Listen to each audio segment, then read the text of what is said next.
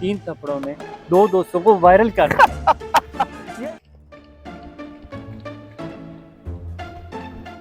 अरे उठो उठो, अब हमें वायरल होने से कोई नहीं रोक सकता। मुझे बड़ा बेहतरीन आइडिया आया है। और यार मेरी नींद खराब करती है।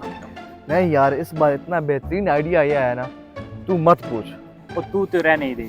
पिछली बार भी तूने वीडियो बनाई थी गाय के साथ, लोगों ने बोला था इसमें से गाय कौन सी है, और वायरल फिर भी हम नहीं हुए थे। और यार उसको छोड़ो, अब नए बात सुनो। आइडिया नहीं आया है।